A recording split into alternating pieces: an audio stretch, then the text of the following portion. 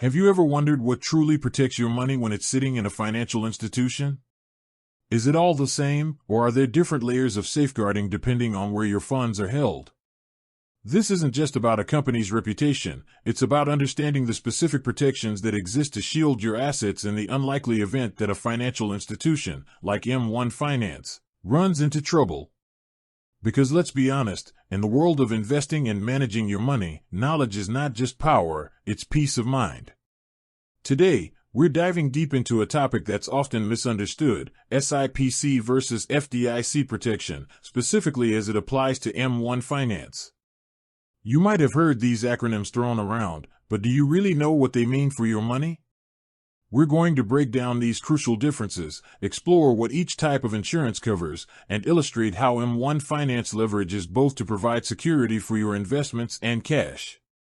Let's set the stage. M1 Finance is known for its automated investing, commission-free trading, and those innovative pies that make building a diversified portfolio remarkably simple. But beyond the slick interface and smart automation, there's a fundamental question every investor should ask: how safe is my money? This isn't a question of whether your investments will go up or down, that's market risk, and it's inherent to investing. Instead, we're talking about institutional risk. What happens if the company itself faces financial difficulties, or if there's fraud or theft? That's where SIPC and FDIC come into play. Think of it this way: you wouldn't buy a car without understanding its safety features, right? Airbags, anti-lock brakes, crumple zones, these are all designed to protect you in an accident. Similarly, SIPC and FDIC are the financial safety features for your money. But just like different safety features protect against different types of accidents, SIPC and FDIC protect against different types of financial institutional failures. So, let's start with FDIC, the Federal Deposit Insurance Corporation. This is likely the more familiar acronym for most people, primarily because it covers your traditional bank accounts. If you have a checking account, a savings account, or a certificate of deposit, CD, at a bank, it's almost certainly FDIC insured. The FDIC is an independent agency of the U.S. government, established way back in 1933 in response to the widespread bank failures of the Great Depression. Its primary mission is to maintain stability and public confidence in the nation's financial system by insuring deposits. What does FDIC insurance cover? It covers deposit accounts, dollar for dollar, including principal and any accrued interest, up to the insurance limit. The standard deposit insurance amount is $250,000 per depositor, per insured bank, for each account ownership category. This ownership category part is key. For example, if you have a single checking account and a single savings account at the same bank, both in your name, they would be combined and insured up to $250,000.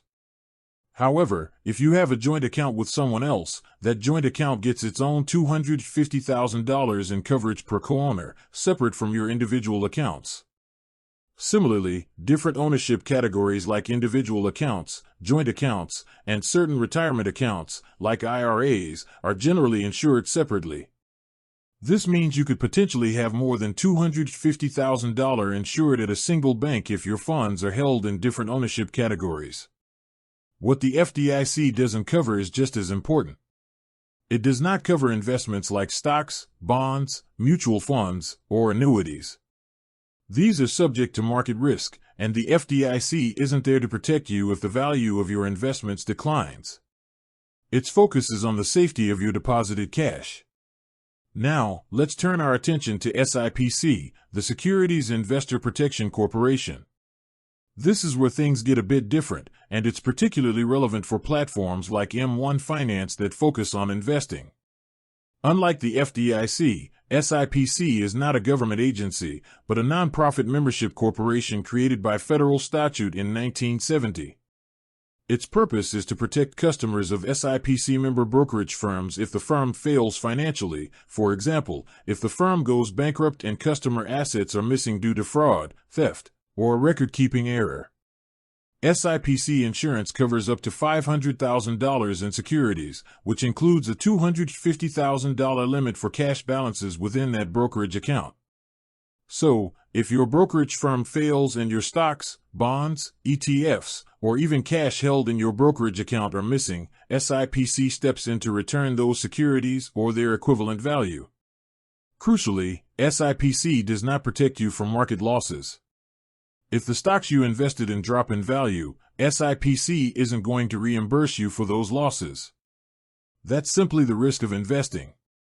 SIPC's protection is about ensuring that you get your assets back if the brokerage firm itself can no longer account for them, not that those assets retain their original value.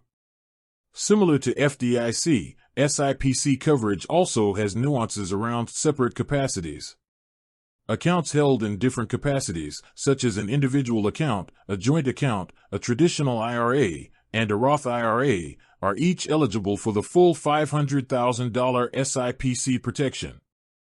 So, you could have significantly more than $500,000 protected across multiple accounts at the same brokerage firm, as long as they are in different ownership categories. So, how does M1 Finance integrate these two types of protection? This is where M1 structure becomes fascinating and provides a robust layer of security. M1 Finance, LLC, which is the entity offering investment products, is a registered broker-dealer and a member of SIPC. This means your M1 Invest accounts, where you hold your stocks and ETFs in your customized pies, are SIPC insured up to the aforementioned limits. So, if M1 Finance, the brokerage, were to fail and your securities were missing, SIPC would step in to cover those assets. But what about the cash that sits within M1 Finance, perhaps in your M1 high-yield cash account or cash that hasn't yet been invested? This is where M1 Finance employs a clever strategy to offer both SIPC and FDIC protection. M1's high-yield cash accounts are specifically designed to maximize safety. While the high-yield cash account is itself an investment product offered by M1 Finance, LLC, a broker-dealer and thus SIPC insured, the cash held within it is typically swept to partner banks. And these partner banks are, of course, FDIC insured. Here's how that works. When you deposit cash into your M1 high-yield cash account, those funds are initially held in your brokerage account and are protected by SIPC. However, M1 then sweeps that cash out of your brokerage account and into a network of multiple FDIC-insured partner banks. Once the cash is swept to these partner banks, it is then eligible for FDIC insurance. M1 states that their high-yield cash accounts offer up to $4.75 million in FDIC insurance through this deposit network. This is a significant amount, far exceeding the standard $250,000 per bank, because your cash is spread across several different FDIC-insured banks. With that said, thanks for watching and until next time.